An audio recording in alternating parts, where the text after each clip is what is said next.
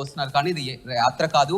BRS party అనేది ఒక్కొక్క నేతలంతా కూడా పెడుతున్నారు. దాన్ని కప్పిపుచ్చుకోవడానికి వాళ్ళ రైతుల పేరు యాత్ర వస్తున్నారు కూడా కాంగ్రెస్ నేతలు పోతూ ఉంటాడు కానీ దానికి దీనికి ఏం సంబంధం ఉంటుందండి. రైతు యాత్రకు బీఆర్ఎస్ పార్టీ పోతలకి పార్టీనే మిగులదు ఉండదు అని కూడా చెప్తున్నటువంటి పార్టీ ఉంటుందా ఉండదా అనేటువంటి అవతల పార్టీ చెప్పాడు. ప్రజల నిర్ణయం కదా, ఏ పార్టీ ఉండాలి ఏ పార్టీ ఉండదు అనేటువంటి ప్రజల నిర్ణయం.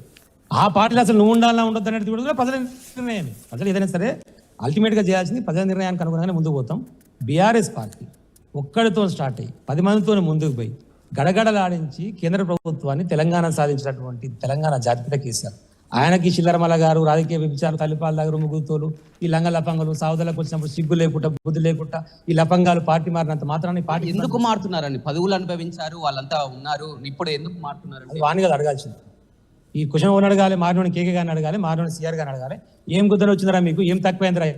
కేకే చెప్పిండు చాలా క్లియర్ గా, మీడియా ముందు కూడా వచ్చి చెప్పింది, మేము ఏదో ఉన్నాం పార్టీలో ఉన్నాం కానీ మాకు ఎలాంటి నిర్ణయాలు తీసుకునే అవకాశం లేదు, మేము ఇప్పుడు బయటకు చచ్చేంత వరకు కూడా కాంగ్రెస్ లో ఉంటాం, ఇప్పుడు స్వేచ్ఛగా ఉండగలుగుతున్నాం, బయటకు వచ్చి నిర్ణయం తీసుకునే అవకాశం లేదు. ఇప్పుడు కూడా తీసుకోవద్దు కదా కాంగ్రెస్ నిర్ణయం కూడా. మరి ఆ నిర్ణయం కూడా నువ్వు తీసుకోవద్దు కదా, అధికారం లేనప్పుడు అవకాశం లేనప్పుడు.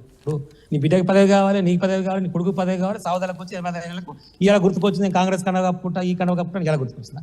పాడైపోయి పక్కకు పడ్డటువంటి పనికిరాని నాయకులను తెలంగాణ ఉద్యమ పుణ్యాన కేసీఆర్ పుణ్యాన అవకాశాలు తెచ్చుకొని అధికారాన్ని అనుభవించి 3 నెలలు అధికారం లేకపోతే ఆగమాగం అయిపోయేటువంటి ఈ లఫంగనా కొడుకులకు ప్రజాక్షేత్రంలో చెప్పుదెబ్బలు పడితే అది ఓట్ల రూపంలో చెప్తాం. కొద్దిసేపటి క్రితమే కడియం శ్రీహరి అదేవిధంగా కూతురు కూడా ఇద్దరు కూడా రేవంత్ రెడ్డి సమక్షంలో పార్టీలో జాయిన్ అయ్యారు. మీరు ఆల్రెడీ ఎంపీ టికెట్ కూడా ఇచ్చడం జరిగింది. ఎంపీ టికెట్ ఇచ్చినా కానీ వాళ్ళు లేఖలో స్పష్టంగా పేర్కొన్నారు పార్టీ అప్రతిష్ట పాలవుతుంది, ఫోన్ ట్యాపింగ్ ఏ వారం కానీ అందుకే మేము వెళ్ళిపోతున్నాం, రాజీనామా చేస్తున్నాం అని కూడా ఇవాళ సీఎం సమక్షంలో జాయిన్ అయ్యారు. బయటికి పోతాడు పార్టీ అప్రతిష్ట పాలైపోతానకపోతే పార్టీ చాలా గట్టిగా ఉందని పోతున్నా అంటాడా? వాడు పోతానికి ఏదో ఒక కారణం చెప్పాలి కాబట్టి చెప్తాడు. నువ్వు ఇంత పొడుగున్నావు అంత పొడుగున్నావు నేను చాలా మునగానని కదా నీ ఫీలింగు. మరి పార్టీ అప్రతిష్ట పాలైతే నువ్వు నిలబడి కాపాడాలి కదా మునగానివి అయితే. అంటే నువ్వు మునగానివి కాదు, నువ్వు పనికిరాను అని ఒప్పుకుంటున్నాడు.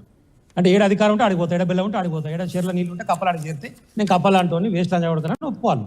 ఆ విషయాన్ని దయచేసి అర్థం చేసుకొని ముందుకు సాగని చెప్పి. ఎలా ఉండబోతుంది? ఓవైపు మండుతున్న ఎండలు, కేసీఆర్ ఆరోగ్యం నడవలేని పరిస్థితిలో కూడా ఈ విధంగా రాత్రి వరకు కూడా యాత్ర ప్రారంభించారు కదా. ఇలా అట్టిగా పబ్లిక్ రైతులందరూ వస్తూ ఉన్నారు, దాని అందరూ కూడా వచ్చి రిసీవ్ చేసుకొని కేసీఆర్ గారికి వాళ్ళు ఉన్న బాధల్ని వాళ్ళందరినీ చూపించేటువంటి ప్రయత్నం చేస్తారు. అంటే ఏంటి నల్గొండని పదే సెంటిమెంట్ గా భావిస్తున్నారా? గతంలో మన కృష్ణా జలాలపై కూడా నల్గొండలో పెట్టడం జరిగింది, ఇప్పుడు కూడా ఇక్కడ నల్గొండలే ఉంటాయి కదా. మరి కృష్ణా జలాలు కిందికి రావాల్సింది లేనక్కడ నల్గొండ కాబట్టి అక్కడ ఎండిపోయిన కూడా ఇప్పుడు పొలాలు కూడా అంతా కూడా ఎండిపోయిన ప్రాంతాలు కూడా రాష్ట్రంలో చాలా ఉన్నాయి కానీ ఇక్కడ ఈ పార్లమెంటు నల్గొండ ఏం లేదు. ఇప్పుడు అక్కడ పోయి ఉంటే అక్కడ వాళ్ళు కూడా ఇక్కడనే వచ్చేది అక్కడ అట్లా కాదు. వినాయకుడు శాంపుల్ కొన్ని దిక్కులో పోవాలి కాబట్టి ఒక రూట్ తీసుకొని ఒక 3 సార్లు కవర్ అయితే అనే ఉద్దేశం ఇటు పక్క వచ్చే ప్రయత్నం చేస్తాం. అంతకుమించి ఎలా ఉండబోతుంది? త్వరలో ఇప్పుడు ఎంపీ ఎన్నికలు కూడా జరగబోతున్నాయి కదా, మీ పార్టీ గట్టి పోటీ ఉందా? ఎలా ఉంది? 100% పోటీ ఉంటుంది. ఎందుకుంటుంది? పోటీ ఉంటుంది. ప్రజలు ఏ నిర్ణయం ఇస్తారో దానికోసం ఆలోచిస్తాం. మేము ఎంతవరకు తల్లాడాలో ఎంతవరకు కొట్టాడాలో ప్రజాక్షేత్రం నుండి తెలంగాణ గలం బలం వినిపించడానికి, తెలంగాణ సత్తాను చాడడానికి పార్లమెంట్లో మేము ఉంటేనే సాధ్యమవుతుంది. ఉత్తమ్ కుమార్ రెడ్డిని గెలిపించారు గతంలో. ఒక్కనాడు కూడా పార్లమెంట్లో మాట్లాడాలి, ఒక ప్రశ్న మాట్లాడాలి, ఒక బడ్జెట్ గురించి మాట్లాడాలి, ఒక సంక్షేమ కార్యక్రమం దగ్గర, ఒక అభివృద్ధి కార్యక్రమం దగ్గర. కాబట్టి తెలంగాణ సోయినటువంటి బీఆర్ఎస్ పార్టీ పార్లమెంట్ ఉంటేనే మన ప్రజలకు లాభం జరుగుతుంది. చూడొచ్చు మొత్తం మీద రైతులంతా